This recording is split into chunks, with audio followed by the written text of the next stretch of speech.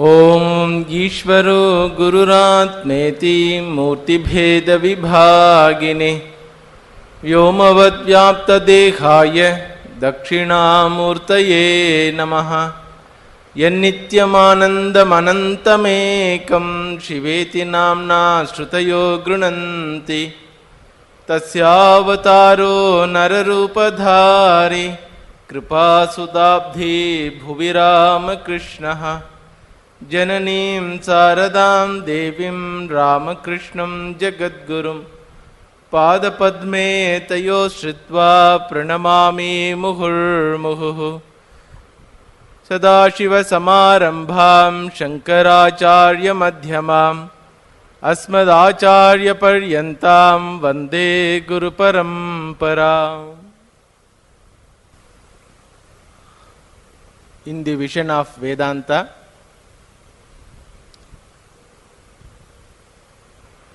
there is a conscious entity which happened to be the Sarvajnaha, Sarvashaktiman, which happened to be the all-knowing and omnipotent as the cause of this creation. In the Puranic terminology, that Sarvajnaha, Sarvashaktiman is called Bhagavan. In religious context, that entity is called as God. We are seeing whether the God is a matter of belief or a matter of understanding.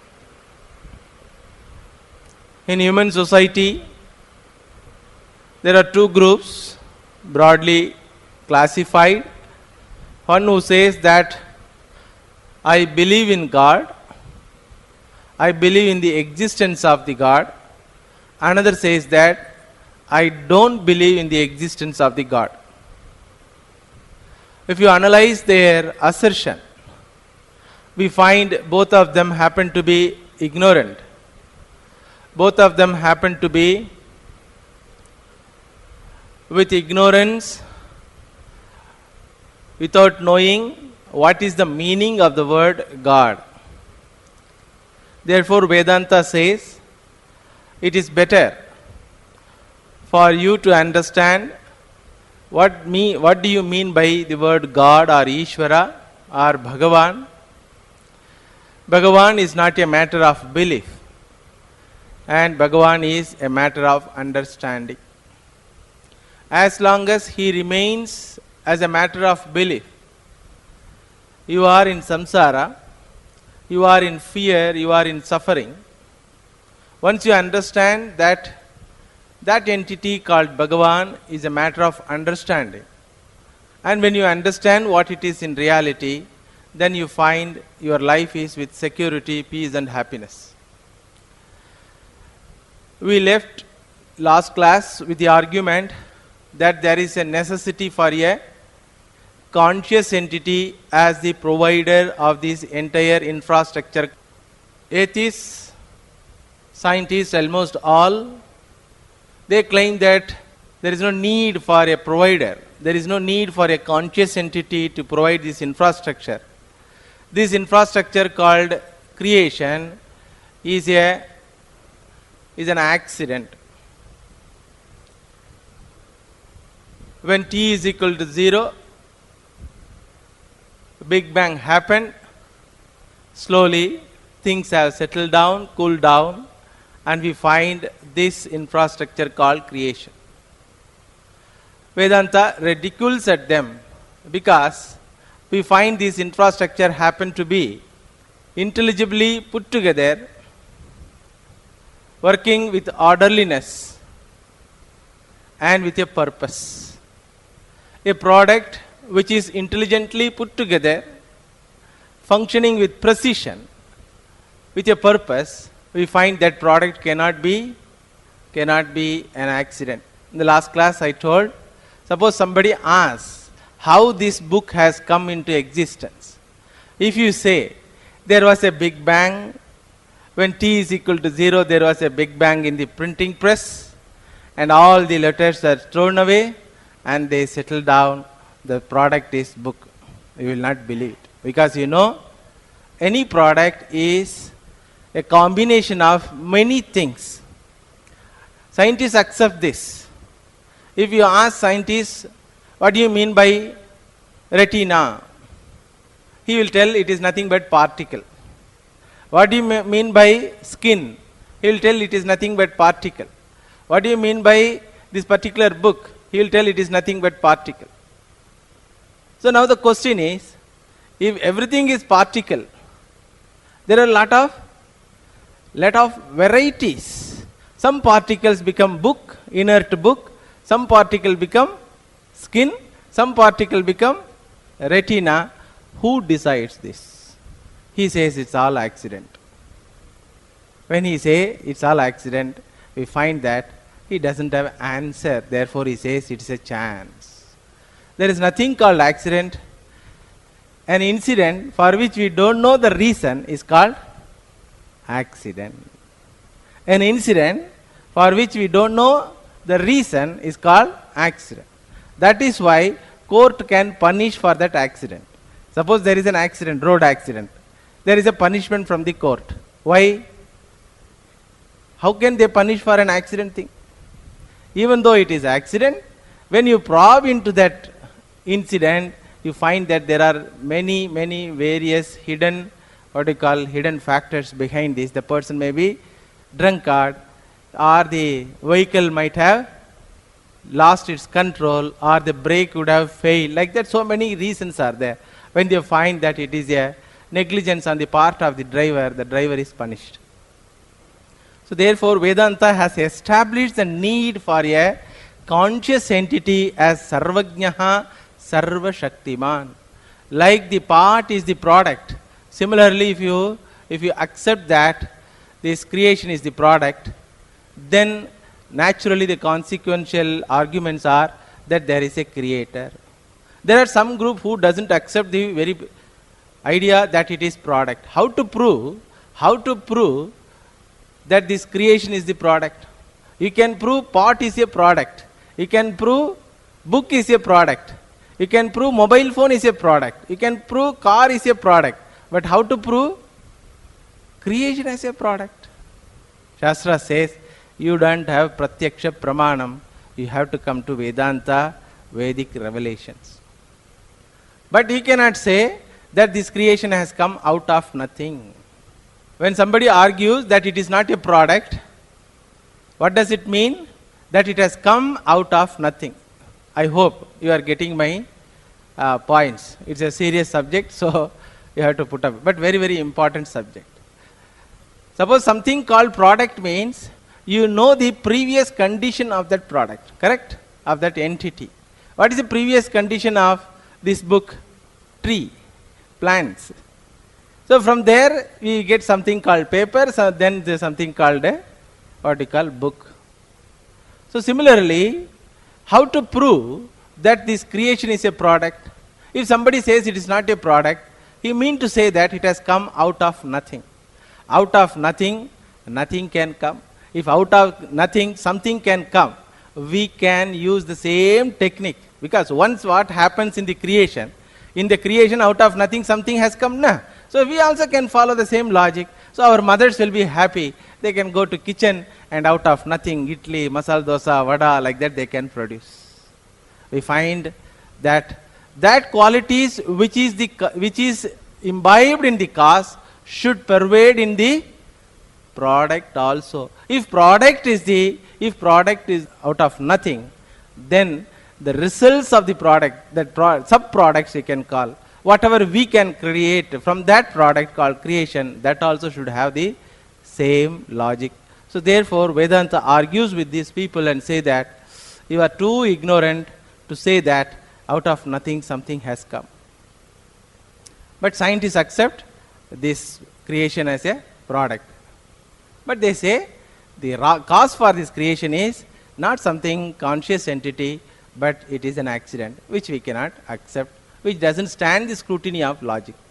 So Vedanta has established that being the product, this creation is a product of something called conscious entity. Now, the question is whether the producer is merely a conscious entity or material cause also. To produce a pot, you need two types of causes. One is potter, another is clay. We find in our worldly dealings that potter is different from the clay. Similarly, if you just stretch your imagination, there are some people who say that God is only intelligent cause or efficient cause. He has nothing to do with the material cause. These are all the people who are called as theologians, religious groups. So they claim that Bhagavan is the intelligent cause. He is the Sarvajnaha, Sarvashaktiman. He has created this world. God in heaven has created this world. Father in heaven has created this world. What type of father he is? He is a formless entity, but still you have to call him father, not mother. A formless entity, imagine. A formless entity. How can he be called as father? God in heaven, who doesn't have form, sits in the chair, throne it is called. How can you say that? He has a crown. He doesn't have form, he has a crown. Imagine, is this possibility is there? So these are all the words which meaning we don't know at all. Simply like parroting, people tell to others and try to brainwash. Therefore Vedanta says, when you talk about God or Bhagavan, be careful. Because your terminology is going to determine the quality of your life. Suppose if you accept Bhagavan without verifying what he is, without understanding what he is, if you accept Bhagavan as the nimitta karanam, sitting somewhere else, doing something, having no connection with the product, suppose. A potter doesn't have connection with the pot, correct? Efficient cause means potter. A potter doesn't have connection with the pot. That's all. Once he has created, he has nothing to do with the pot. When you purchase a pot, potter doesn't come. But what comes with you? Clay comes. Material cause comes. Nimitta karanam doesn't come. Similarly, if creation is different from the God, creator, and he is only an efficient cause, then he has nothing to do with the creation. Understand? Once this is established, then you will have lots of problem which now human society is facing.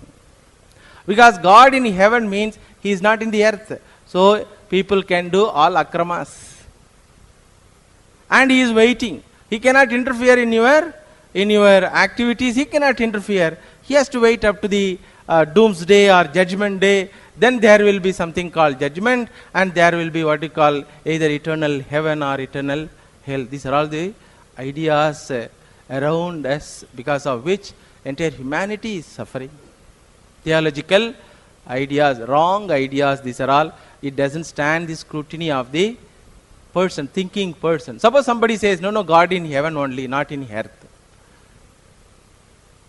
Naturally, will that God be a God? An entity which is staying only in heaven, is it limited entity or unlimited entity? Limited entity it is. Ramaswamy in Madras, that means what? He is not in Bangalore. He is not in Delhi. So he is a limited entity. Therefore, God in heaven means his care of address is what? Heaven, not a earth. So a limited entity, how can it be a God? How can it be a God? Because God means minimum definition for God is an entity which doesn't have death. Correct? God should not have death, at least minimum. Okay, certain things are minimum things. God should not have death. There is no purpose in worshipping a dying God. Because I worship God, because I want to get rid of death or fear. Suppose God also is going to die. There is no question of worshipping him. God should not have death. Which entity cannot have death? Which entity cannot have death? An entity which is not limited by space, an entity which is not limited by time is called deathless entity. Correct? If it is not limited by space, how can we give address heaven as the address? How can we give heaven as the address? That's why in our Vedic culture, in Indian culture, you ask anyone, where is God? He will tell, Kadavul engum irikkirar. Where is God? Bhagavan is everywhere. It's an osmotic appreciation. It is not an understanding, but still he has heard from his parents and grandparents, Kadavul engum irikkirar. God is everywhere. Now where you are going hurriedly? I am going to Tirupati. For what? To darshan of the Lord. Hey, just now you told that God is everywhere. Now you are going to Tirupati. He will tell, my dear, God is everywhere, but still he is in Tirupati also. Correct? He is in Tirupati also. When a Hindu says God is in Tirupati, God is in Vaikunta, God is in Shivaloka, he doesn't mean care of address. He says God is in Tirupati also, Vaikunta also, Shivaloka also, Naraka also. But other religions, when they say God in heaven, what they mean, God is in heaven only. Understand? This is the difference. So an entity which has a particular place as its residence cannot be an immortal entity. It will have death. Therefore, they cannot answer our questions, Vedantic people's question, that if God in heaven has created the world, who has created the heaven? Some answer you have to find out. Last week I told, a child says, God in hell created the heaven, then he created the creation. Then who has created the hell? Father has to say, shut up your mouth. What a hellish question. So it is very ridiculous to say that an entity sitting in space called heaven created the creation called space. Please understand, an entity which is sitting in a space called heaven creating the creation called space. Does it sound well? No, it is a jarring statement. You cannot create space which is called creation. You cannot create any creation which is beginning from space, sitting in space. So if you are not able to create space, sitting in space, is it possible to sit outside the space and create space? Inside the space you cannot sit and create. Is it possible to sit outside the space and create space? No, these inside and outside, these are all mere words in terms of the concept called space. Correct? So if it is not possible, if God cannot inside the space, God cannot the outside this space, then what is God? Vedanta says, very space is God. Very space is God. That's what you find in Tamil Nadu. Tamil culture has a grand culture, Vedic culture. If you go to Chidambaram, they will tell there is a secret, Chidambaram secret, Chidambara Rahasyam. Chidambara Rahasyam. And you find, if you go to Chidambaram first time, they will show this is Nataraja. Then they will remove the screen, and they will show the Arati. There is no Vigraha at all. Then you have to peep inside and see where is, because our eyes are accustomed to see a particular form and imagine the God, but there you find there is no form at all. Then they say this is God. What they mean? The very space. Nothing is there. When somebody says, what is there? There is space. Space is God. Therefore, Vedanta says, if God cannot sit inside the space and create space, if God cannot sit outside the space and create space, try to understand, very space itself is his own manifestation. Suppose if you say, no, I cannot accept that, he is only a intelligent cause, then we will ask a question. What is the material cause of this creation? Who has created the material cause? To create a pot, there is a material cause called clay. To create an ornament, there is a material cause called gold. Like that, to create a furniture, there is a material cause called wood. Similarly, what is the material cause of this creation? And who has created it? If you say the same God has created it, where he kept that material cause before creation? Where he kept? See, raw material should be kept in one place, na. அப்புறமா தான் எடுத்து களிமண்ணா எடுத்து பானை செய்யற மாதிரி you have to first dump the clay, then slowly one little clay you take and try to create pot. Similarly, what was the material cost where it was kept? And another important question is, what is the demarcation between the creator and the material cause? Suppose if you don't accept that God is a both, you have to say he is only efficient cause, creator only, that material cause is there. What is the demarcation line which separates the efficient cause and material cause? And still more important question, which doesn't have any answer, is why he has created this creation. Why he has created. And they will say, all theologians will say, not only Semitic religion, all religious theologians will say, it is his sweet will. What? His sweet will becomes bitter pill for me. His sweet will called creating virus and bacteria has become bitter pill for me. I have to swallow bitter pills, antibiotics. And you say, I cannot question him because it's a play for him. If somebody gives trouble to someone just because for the sake of play, and if I have to worship, is it not the worship of sadistic person? So all these questions are there which doesn't have any answer. When you question like this, generally the dialogue ends. Satan speaks through you. Don't question, Satan speaks through you. Dialogue ends. Once this was told, immediately the questioner is already bewildered. Okay, he doesn't have answer for so many questions. So that's why he has come to a religious person. If that person says, Satan speaks through you. Imagine you go to a sannyasi and he gives, if you ask questions, he takes one basma and say, I will give shapa if you ask question. Suppose. Imagine, will you continue questioning? Ayyo, Vanam Swami, I can manage to live without answer, but I cannot live with your shapa.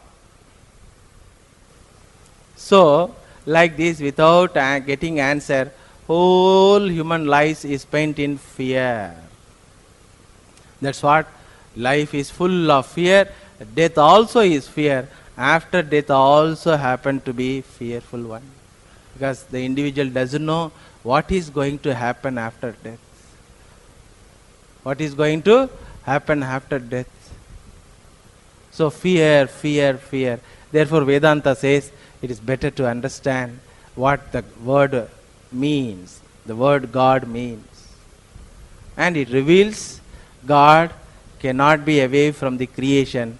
He is both material cause and efficient cause or intelligent cause. Abhinna nimitta upadana karanam.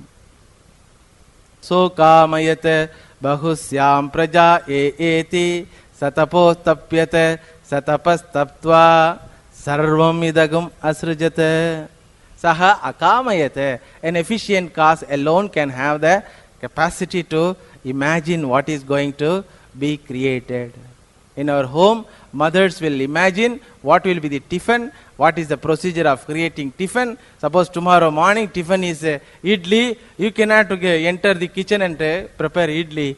One day before itself, you have to create something. So they imagine how things are going to be done. Suppose you say, வத்த குழம்பு வேணும்னு உடனே என்ன பண்ணுவாங்க, எல்லாம் நல்லா கரெக்டாக டக்குன்னு ஒரு 5 நிமிஷத்தில் இமேஜின் பண்ணி எல்லாம் பண்ணி முடிச்சுருவாங்க.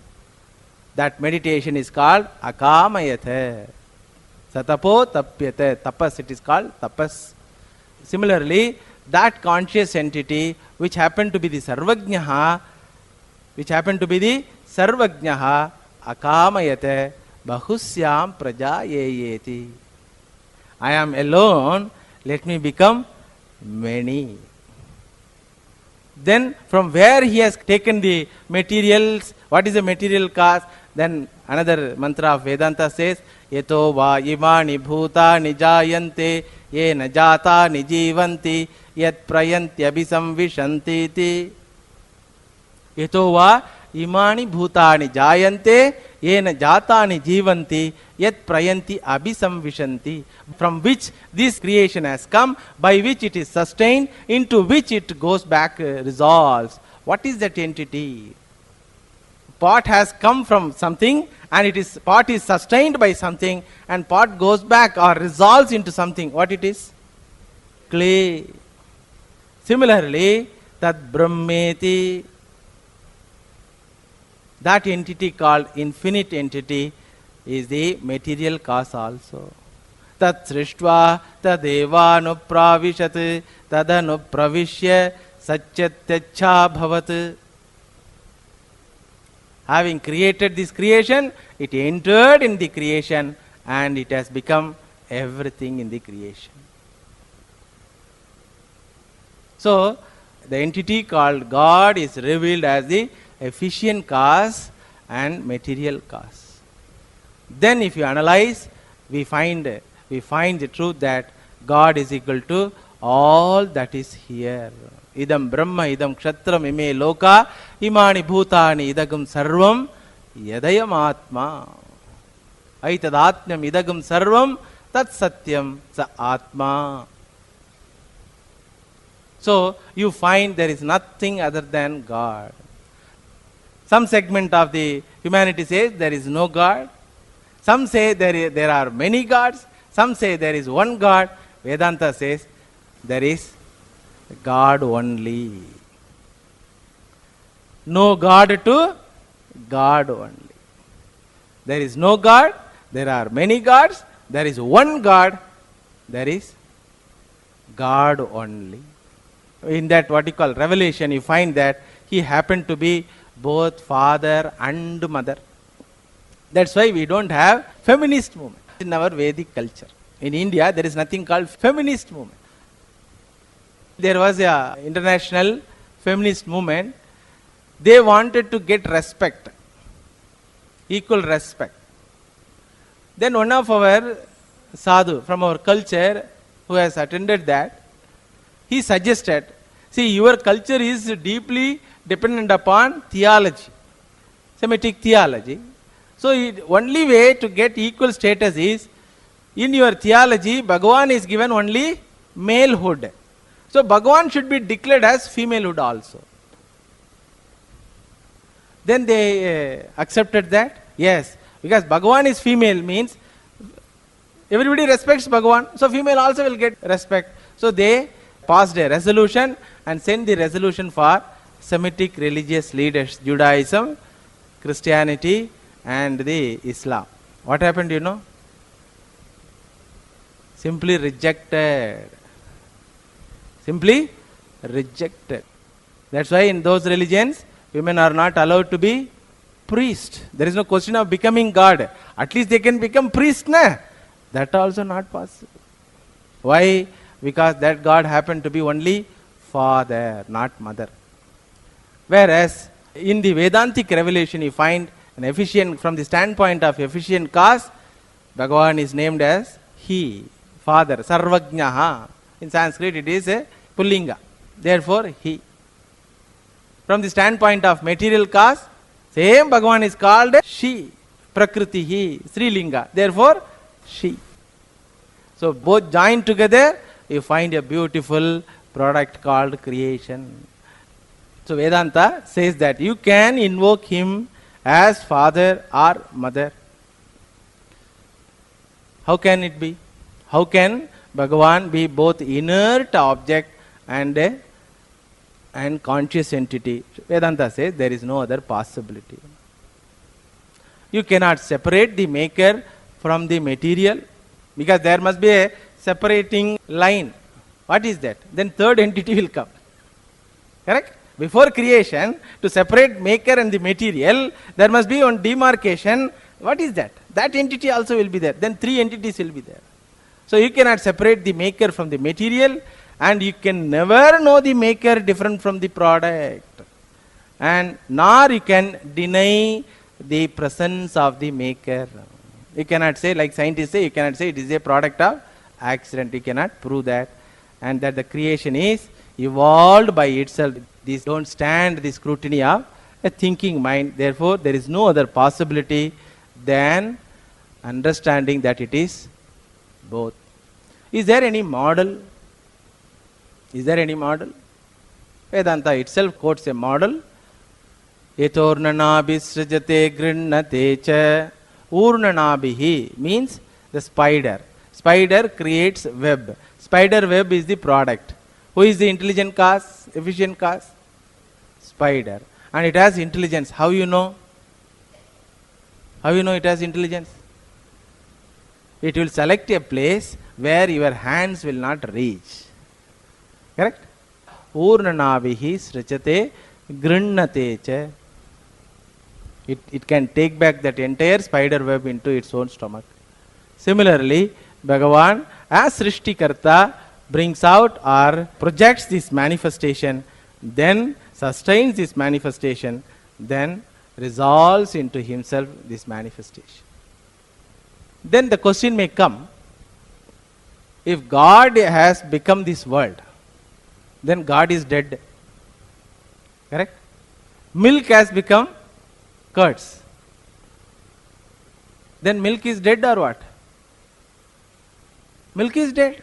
That which is subject to modification is subject to death. You say that God has modified himself as creation. Naturally, the original status of being a material cause is already gone. So God is being material cause is already died. Then question may come. So we have answer for this. No, God is material cause, but still this God doesn't have any modification. How is it? Without modification, is there any possibility of creating a product? Gold becomes ornament. Modification is there or not? Is there. Clay becomes pot. Modification is there or not? Is there. Similarly, God has become world. Modification must be there. How can you say that? Without modification, there is a possibility of creating product. Vedanta says there is one possibility. If the product is lesser order of reality. Note this word. If the product is lesser order of reality than the material cause, then naturally material cause doesn't go through any modification. For example, our own dream world. We nicely eat full stomach, then go to sleep. Because of full stomach eating only, we get what? Dream. So in that dream, you have created a world, space is there, road is there, so many other things are there, buses are moving, and you are staying in a house, and you are sleeping in that house.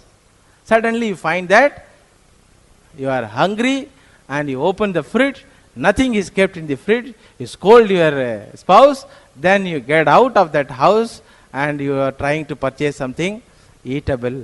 By the time a car very speedily it comes, a car gives a bump. Then you shout, "Oh my God," like that you shout and get up. Have you gone through any modification? No. Have you become space? Have you become car? Have you become car? No. So without going through any modification, the product can exist provided if the product is lesser order of reality. That is why we all know the lottery ticket which we won in our dream, we don't consider it as money. Correct? Nobody can see. The marriage which happens, for young boys generally, marriage happens generally because in real world means this Vyavaharika, parents are not providing marriage life. So this fellow was in that desire. So it happens, young boy dreams that what you call marriage with so and so, cinema star, this star, that star. Then when he gets up, how he gets up? As a married man he gets up, or as a bachelor he gets up? As a bachelor only he gets up. Marriage happened, but still he is bachelor. How is it? Because marriage happened to be the lesser order of reality. You are sitting in a cinema hall, then World War II film is shown, some fellow comes with AK-47, like that he shoots. What do you do? What do you do? Ah, what an action film it is, correct? If it is a real shooting, will you say there? Will you say, what an action film it is? Will you say, oh, beautiful, first class, what a big AK-47, will you say? Will you appreciate that action? What you will do? Yo, no, you will run away. Correct? So when something is understood as lesser order of reality, the benefit is what? The benefit is what? You are free from fear. You understood now? Bhagavan is a matter of understanding. Means, what understanding? That he is the both causes without going through any modification. Any modification. Understanding of this revelation is a unique one for this Vedic culture. Ishvaraha is equal to Sarvam. All that is here is equal to Ishvaraha. But for other theological groups, for other theological people, Ishvaraha is not Sarvam.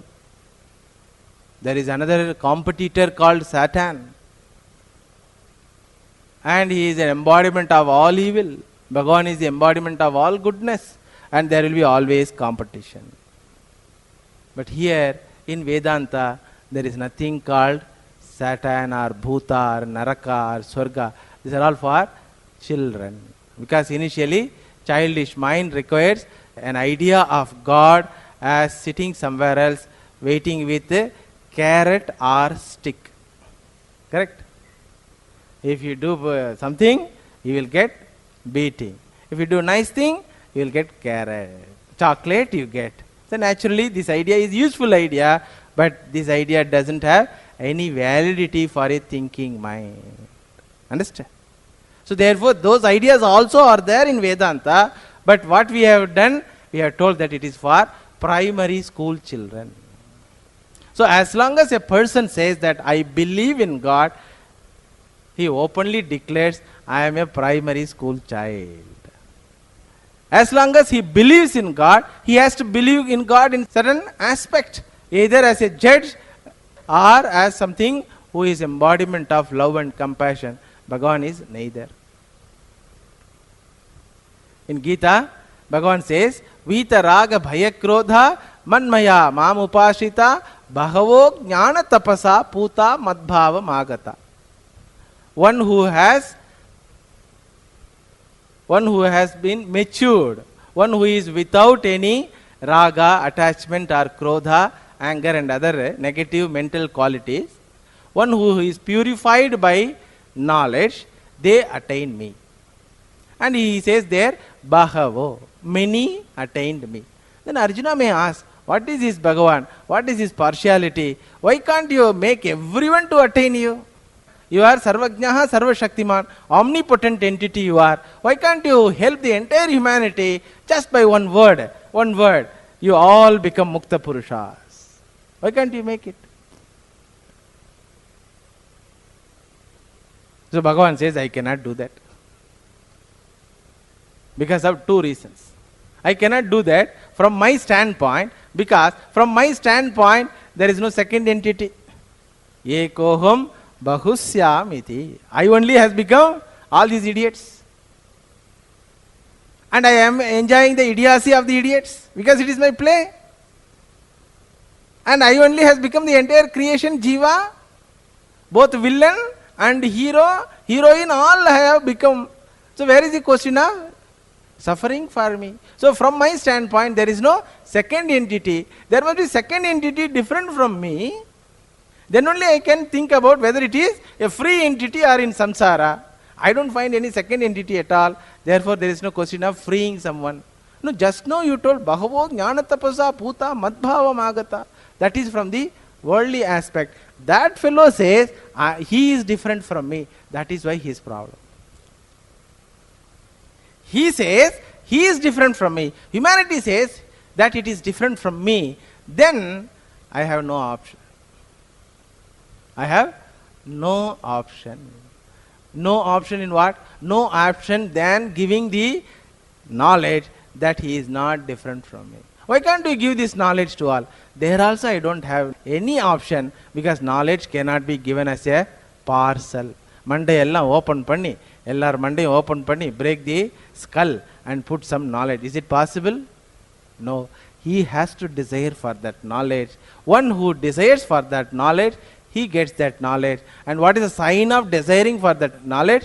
Vitaraga bhayakrodha manmaya mam upashrita. He is committed towards that knowledge, and his commitment towards that knowledge is shown by his lifestyle, that he is away from all these small things. Therefore, understanding the reality of the Lord gives you lots of benefits. According to Vedanta, that alone makes you secured person. Otherwise, there is no possibility of security at all. And Bhagavan also cannot protect that individual who wants for security. Imagine a person goes to the Lord and cries, "Oh Lord, please save me, please save me." Then Bhagavan comes and stands in front of that person and asks, "From what I should save you?" He says, "Oh Lord, please save me from death. I am now in deathbed. I am with cancer. Please save me." Then Bhagavan says, "You don't have death at all because you don't have birth at all. Na jayate mriyate va kadachit. You never born. You will never die. You are existing entity." When Bhagavan says, the patient says, "Bhagavan, this is not the time for philosophy and other things. Please save me, please save me." What Bhagavan can say? Bhagavan can say, "Hey, I myself cannot save my own body when I came as human being. I also suffered as a cancer patient. In the form of Sri Ramakrishna, when I came, I also suffered as cancer patient. So when I cannot protect my body, where is the question of protecting you by saving your body? Body can never be saved or protected. Jatasya hi dhruvo mrityuhu dhruvam janma mritasya cha tasmat apariharye arthe." There is no remedy, there is no possibility of protecting you as long as you stand away from you. Other than giving this knowledge that you are not body, mind. So how can you say, "Bhagavan, I am not dying, I am dying"? No, you are not dying. Your body is dying. No, body is dying, you say, but still I am not dying, you say. How can you say? Because it is the fact that you are not body. How can you say that I am not body? That's what knowledge. So other than giving this knowledge, there is no other possibility even for Sarvajnaha Sarvashaktiman Bhagavan. Our Acharya Swamiji used to say, omnipotent God cannot do many things in the creation. This is one. He cannot give knowledge unless you want. He cannot protect you other than giving knowledge. So therefore, Vedanta says, understanding this God has a great benefit. First benefit is you are relaxed. You are free from insecurity. What is the definition of God? That ever existing entity, all pervading entity. That means what? You can never miss his presence. Whether it is inside the house or outside the house. Whether it is on roads or where you are flying, or anywhere you are, being all pervasive entity like space. Can you avoid space? Cannot avoid the presence of the space. That is why nobody is afraid of space. Anybody is afraid of space? Space will fall on me. Space will fall on me. Anybody afraid? Everybody is afraid. Mountain will fall on me. A river will fall on me. Fire will fall on me. I will die. But anybody afraid? Does anybody afraid? Space will fall on me. Because it is all pervasive entity, you don't have any fear out of that. Any limited entity means it becomes second entity, then it becomes source of your fear. Therefore, in his ever existing presence, you can never be away from him. In his protection, you are relaxed. First benefit. Second benefit is If you really understand that God is everywhere, there is no question of hypocrisy in life. Now people's understanding is what? Inside the temple, Bhagavan is there. Outside the temple, Bhagavan is not there. That's why he goes to Tirupati. He prays like anything. Oh Lord, you are everything. You have given me profit and I have brought you as a faithful devotee. 10% I have brought you like that. He gives with all happy mind. He gives charity. This, that. Then when he comes out, what does he do? Same akkaram. And in Karnataka, there was a person who presented diamond kirita to Bhagavan Venkatachalapati. How? He started selling the mud. Not ordinary mud, mineral mud. Out of that he made lot of money. From India, anything goes, you get money, you know. The hair also gets money. Tirupati, people don't want that hair, na? That also they sell. So this fellow sold the mud, minerals, then he got lot of money and he gave percentage in the form of kirita, diamond kirita. What happened? Venkatachalapati received. Then that person was caught, something adharma was done, so openly he has done adharma, he was caught. Now this person goes to the Tirupati and says, Bhagavan, you received my Vajra kirita, are you not protecting? Business is business, pa. You made profit and you gave me 10%. That's all over. I gave profit, therefore you gave me kirita. So how this idea of being devoted in one place, being cantankerous person in the another place, how it comes? Because of the idea that I can cheat him. I can avoid his presence. Because Bhagavan is limited. As far as that person's understanding is concerned, Bhagavan is limited only in temple. So therefore Vedanta says your life will be without hypocrisy and without fear. Second benefit is you can never hurt any living being in this creation. Whatever is in the creation deserves your respect. In Mother Sharada Devi's life you find when somebody having broomed, when somebody threw away the broomstick, Mother says, hey, don't throw away. Give respect to that broomstick. The person aghast. What? Respect to the broomstick? Yes, it's a member of this family. It deserves your respect. How this idea can come? Only when the idea that idagam sarvam is equal to Ishvara goes into the subconscious mind. Only when it goes, then only it can come.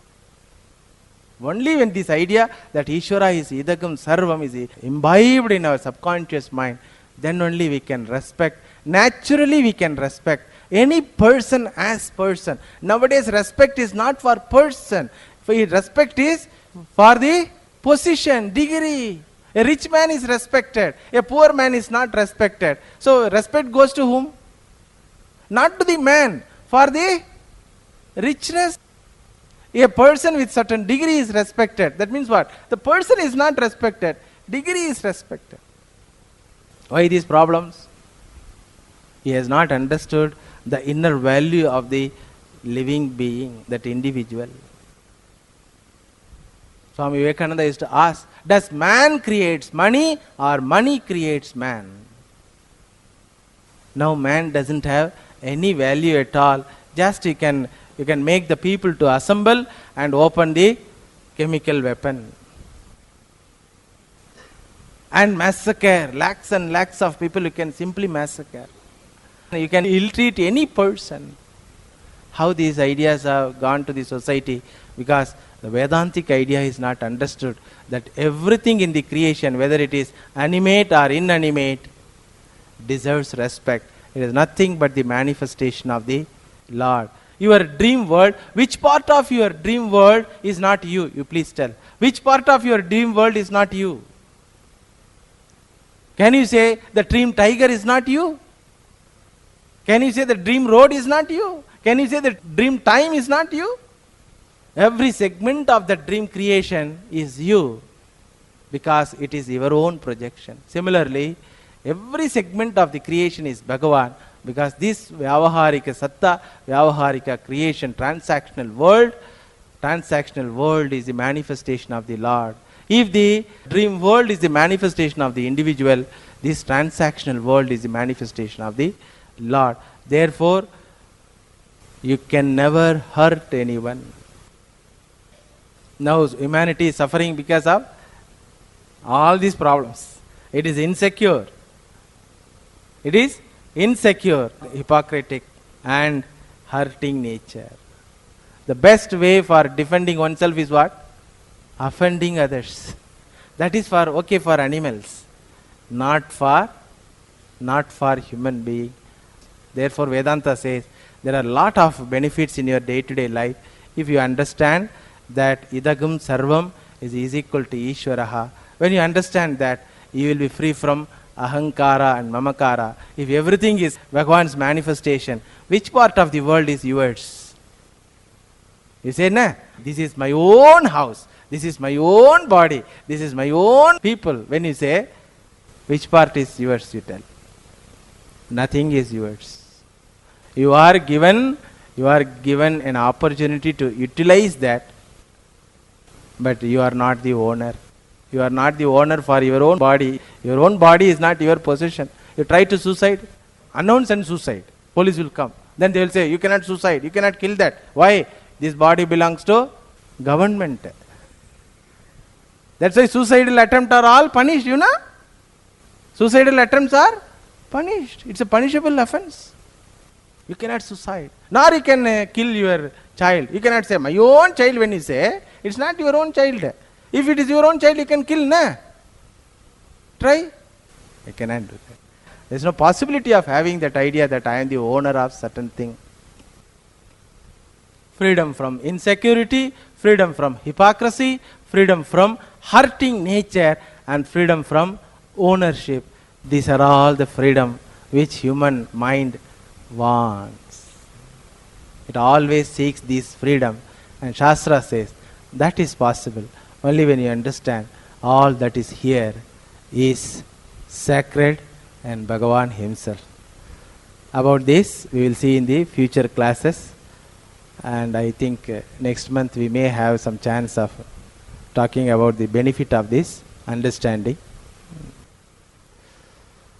Purnamadah Purnamidam Purnat Purnamudachyate Purnasya Purnamadaya Purnamevavashishyate. Om Shanti Shanti Shanti Harihi Om Tat Sad. Sri Ramakrishna Arpanamastu.